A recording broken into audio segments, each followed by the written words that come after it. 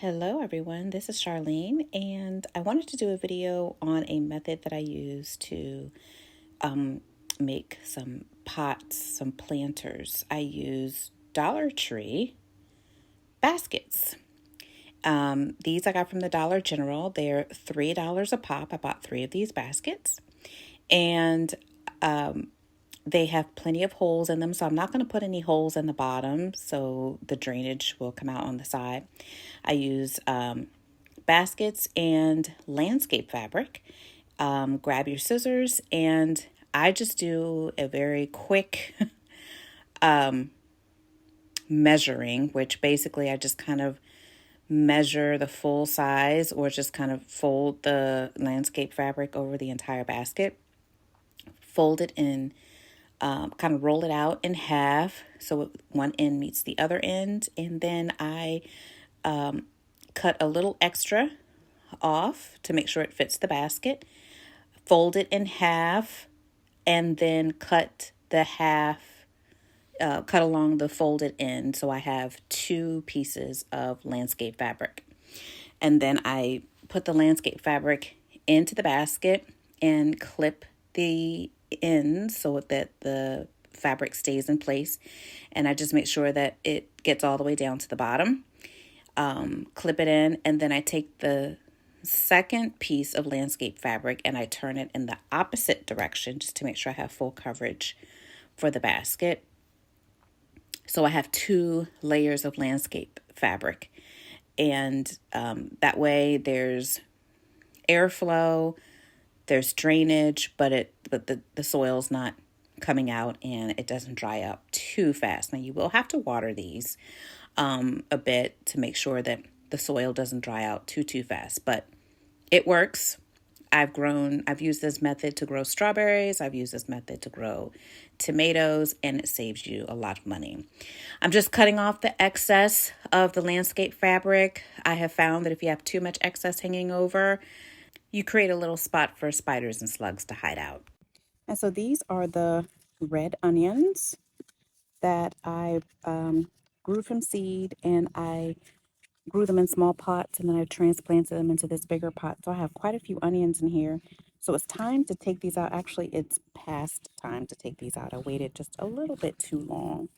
And what I'm going to do is transplant them to their final growing space, which is these baskets that we made. So I'm going to go ahead and fill these baskets up with some potting soil.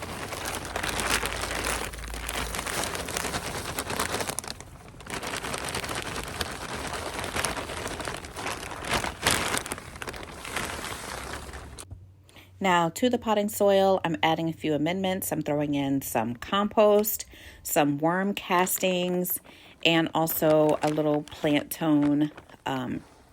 food, because onions are heavy feeders. So I want to make sure that they get some good feeding here.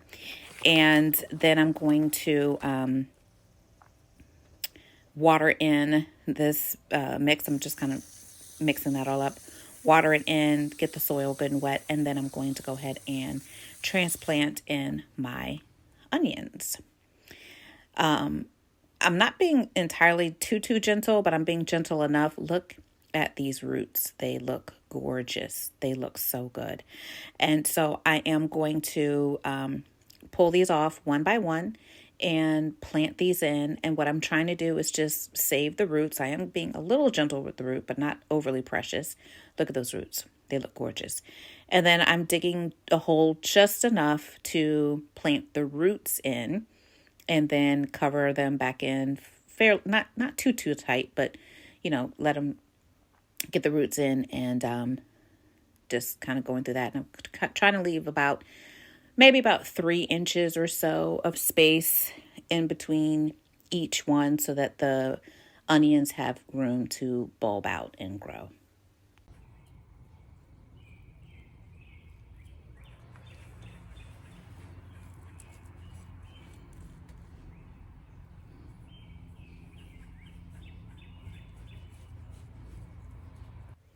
I don't know if it's a sign of being a true gardener when you get excited over the health of your roots when you grow something from seed, but I just feel like I want to show off these beautiful roots to you all. They just look so good. And right here is just a clump of onions that I have together that I'm going to just gently pull apart by, I'm not necessarily pulling the plant so much as I'm just loosening up the roots and the soil around the roots and just coaxing them apart. And see how I just gently coax them apart. And I'm going to go on ahead and plant those in. Then I am going to put over a layer of vermiculite, my new favorite product to use. Then I'm going to mix some worm tea and some plant food in with some water and give them a nice feed because, again, they're heavy feeders, and then get them set up to grow. And here are the onions. I planted this in front of my cut flower garden in hopes that the smell of the onions, which is very strong, will deter pests from digging up my cut flower garden, which I can see they already are. Now this is the one where my first onion video, I transplanted directly into their end location, and they're looking good. These are looking good. So hopefully I will have a nice bit of onions for the summer. So that's it. We'll just keep tabs on how it goes and how these little Dollar General baskets work out. I've grown in I've used this process before with the little baskets, and they work fine. So I'm pretty confident that they'll work again for me here. So I'll keep y'all posted. Thank you for watching. Bye.